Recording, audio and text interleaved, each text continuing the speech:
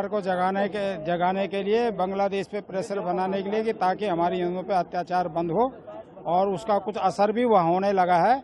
वहाँ के प्रधानमंत्री हमारे शक्तिपीठ में दर्शन करने दिया और उन्होंने हिंदुओं को आश्वासन भी दिया है कि ऐसा नहीं होगा। बाकी देखो आगे हमारा जब तक पूर्ण रूप से वहाँ अत्याचार बंद नहीं हो जाता, हमारे धरने प्रदर्शन चलते रहेंगे और सरकार को जगाते रहेंगे। बांग्लादेश के हिंदुओं का जिस तरह से नरसंहार हो रहा है, बहु बेटियों के ऊपर बलात्कार हो रहा है, तो संत समाज इस बात से बहुत आक्रोशित है और चेतावनी देता है, उन जिहादियों को चेतावनी देता है और जो भाईचारे को नुकसान पहुंचाने वाले को इस तरह देता है।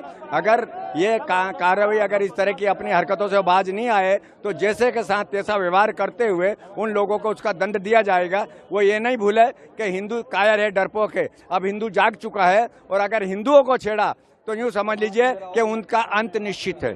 बांग्लादेश के इस्लाम के जिहादी राक्षस हो गए हैं और वो इतने बड़े राक्षस हो गए हैं, उनकी जो हिंदुओं के साथ दुर्घटना है, अत्याचार है, वो पूरी विश्व की मानवता को शर्मसार करने वाला है। उसको रोकने के लिए पूरे हरिद्वार के सभी संत, व्यापारी और हिंदू संगठनों के पदाधिकारी और कार्यकर्ता सड़क पर आए हैं और उनकी 2-3 मांग हैं। उनकी एक मांग तो ये है कि तत्काल हिंदुओं पर अत्याचार रोका जाए। दूसरी मांग है जो हिंदुओं के साथ जिन्होंने अत्याचार किया है उनके खिलाफ अपराधी मुकदमे दर्ज हों और कानूनी कार्रवाई की जाए। तीसरा है कि 2 करोड़ हिंदुओं सड़क पर आ गए हैं, उनका पुनर्वास किया जाए और उनको एक अलग हिंदू देश दिया जाए जिसकी सरकार हिंदुओं की हो।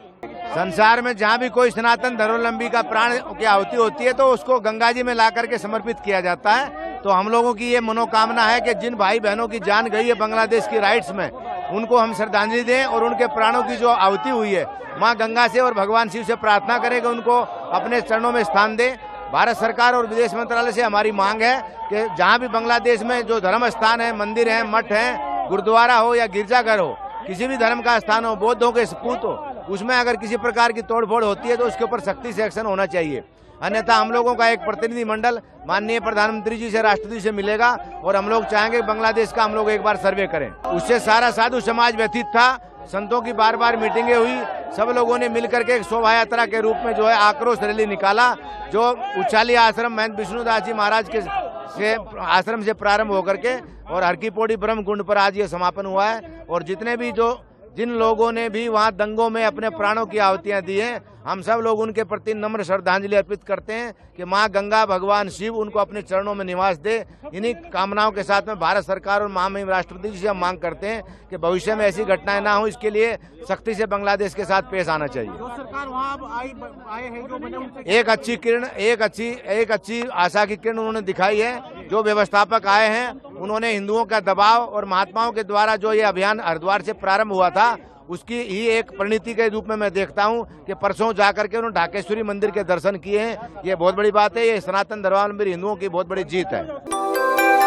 यूपी की हर खबर देखने और उनसे अपडेट रहने के लिए हमारे चैनल श्रेष्ठ यूपी को सब्सक्राइब और लाइक करें। साथ ही बेल आइकन को दबाना ना भूलें, जिससे हमारे हर वीडियो की जानकारी आप तक पहुंचती रहे।